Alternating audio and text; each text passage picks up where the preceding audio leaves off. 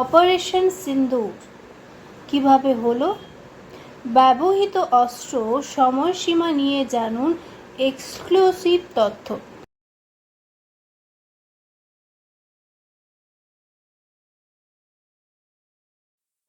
জানা গিয়েছে যে বুধবার রাতে ভারতীয় সশস্ত্র বাহিনী সন্ত্রাসবাদী শিবিরগুলিতে নির্ভুল হামলা চালিয়ে পহেলগাঁও হামলার প্রতিশোধ নিয়েছে। বাহিনী প্রতিশোধমূলক অভিযানের নাম দিয়েছে অপারেশন সিন্দুর। নামটি অনুমোদন করেছেন স্বয়ং প্রধানমন্ত্রী মোদী। প্রধানমন্ত্রী নরেন্দ্র মোদী বলেই দিয়েছিলেন যে সন্ত্রাসবাদীদের পৃথিবীর শেষ প্রান্ত পর্যন্ত তাড়া করা হবে। বুধবার রাতের অপারেশন সিন্দুর সেই কথাই অক্ষরে অক্ষরে সত্য প্রমাণ করে দিল। লাইন অফ কন্ট্রোল অতিক্রম না করেও পাকিস্তানের জঙ্গি ঘাঁটিতে সফল অভিযান চালালো ভারত। জম্মু কাশ্মীরের পহেলগাঁওতে নির্দোষ পর্যটক হত্যার প্রতিদান দেওয়া হলো। জানা গিয়েছে যে বুধবার ভোর রাতে ভারতীয় সশস্ত্র বাহিনী সন্ত্রাসবাদী শিবিরগুলিতে নির্ভুল হামলা চালিয়ে পহেলগাঁও হামলার প্রতিশোধ নিয়েছে। বাহিনী প্রতিশোধমূলক অভিযানের নাম দিয়েছে অপারেশন সিন্দুর। নামটি অনুমোদন করেছেন স্বয়ং প্রধানমন্ত্রী মোদী। একজন ঊর্ধ্বতন প্রতিরক্ষা কর্মকর্তা জৈশ ই মোহাম্মদ এবং লস্কর ই তৈবার সদর দফতর সহ সন্ত্রাসবাদী আস্তানাগুলির বিরুদ্ধে কিভাবে আক্রমণ চালানো হয়েছিল তা বিস্তারিতভাবে বর্ণনা করেছেন। এই অভিযান চলেছিল মোট 9টি জঙ্গি ঘাঁটি লক্ষ্য করে। 4টি ছিল পাকিস্তানে এবং 5টি পাক অধিকৃত কাশ্মীরে। ভারতীয় সেনাবাহিনী এবং বিমান বাহিনী একজোটে এগুলিতে আঘাত হানে।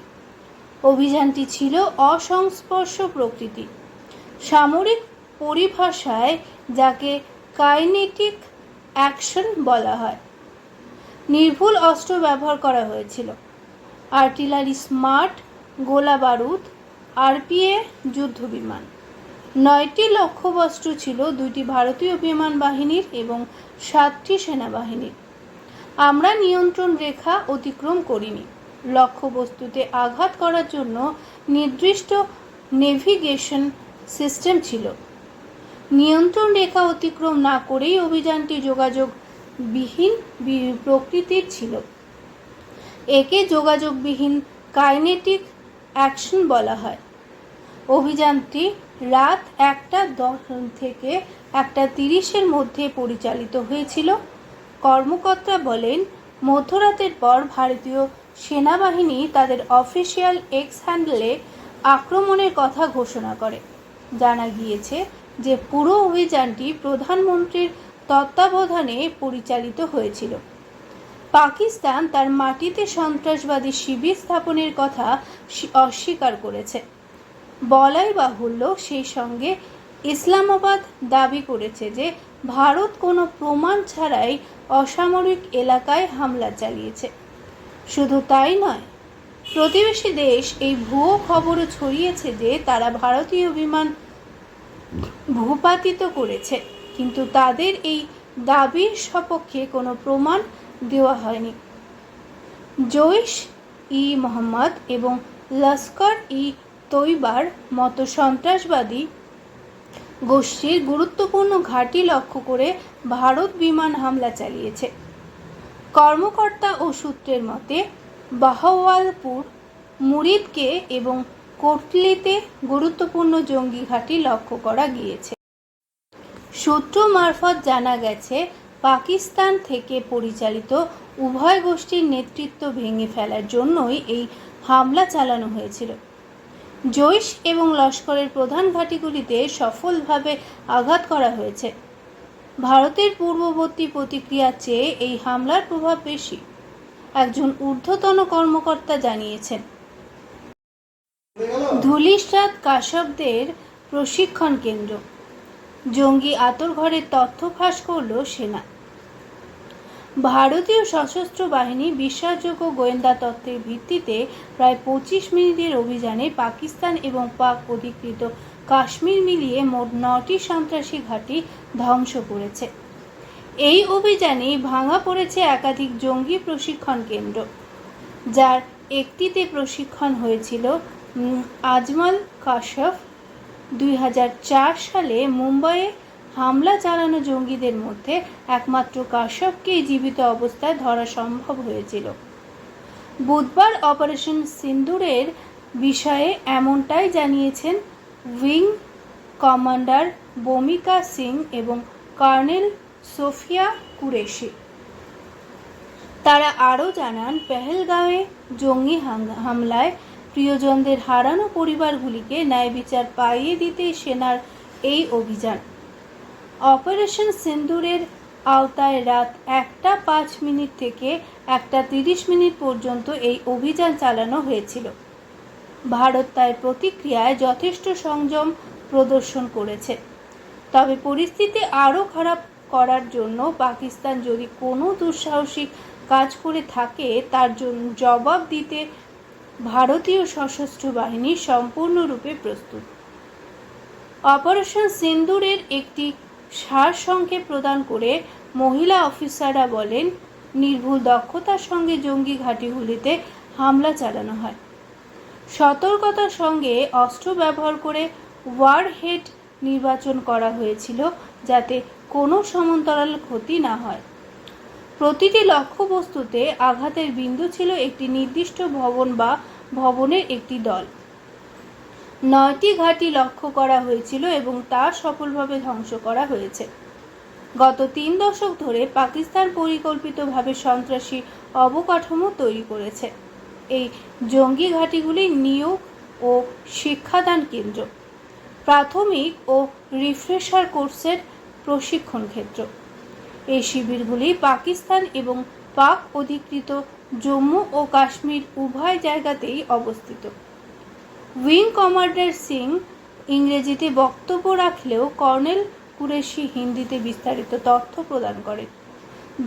দুই কর্মকর্তার দেওয়া ক্যাম্পের বিবরণ। পাক অধিকৃত জম্মু কাশ্মীরে ধ্বংস হওয়া 5 জঙ্গি ঘাঁটি। সওয়াই নালা ক্যাম্প, মুজাফফরাবাদ। এটি নিয়ন্ত্রণ রেখা এলওসি থেকে 30 কিলোমিটার দূরে টাংধার সেক্টরে পাক অধিকৃত জম্মু ও কাশ্মীরে অবস্থিত। এটি একটি গুরুত্বপূর্ণ লস্কর-ই-তৈবা প্রশিক্ষণ কেন্দ্র ছিল। 2024 সালের 20 অগাস্ট সোনমার্গে, 24 অক্টোবর গুলমার্গে এবং 2025 সালে 22 এপ্রিল পহেলগাঁওয়ে হামলা যে সন্ত্রাসী মডিউল দ্বারা পরিচালিত হয়েছিল তা তৈরি হয়েছিল এই ক্যাম্পে। সৈয়দনা বেলাল ক্যাম্প, মুজাফফরাবাদ। জৈশ-ই-মোহাম্মদ সন্ত্রাসী সংগঠনের একটি ক্যাম্প।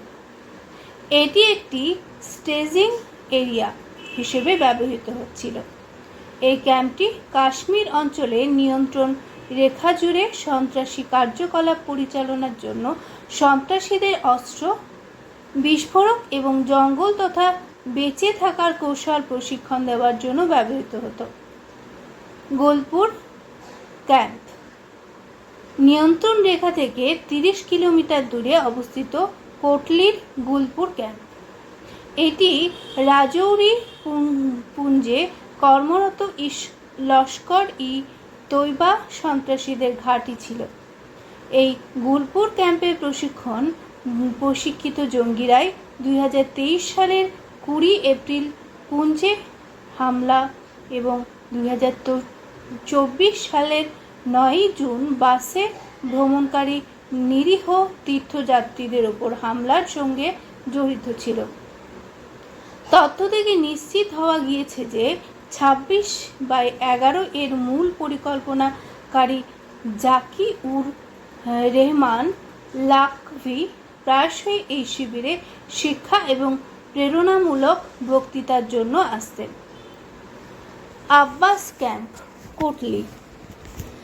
রাজৌরির বিপরীতে নিয়ন্ত্রণ রেখা থেকে প্রায় 13 কিলোমিটার দূরে অবস্থিত এই ক্যাম্পটি লস্করে তৈবার আত্মঘাতী বোমা হামলাকারীদের প্রশিক্ষণের কেন্দ্র হিসেবে পরিচিত ছিল।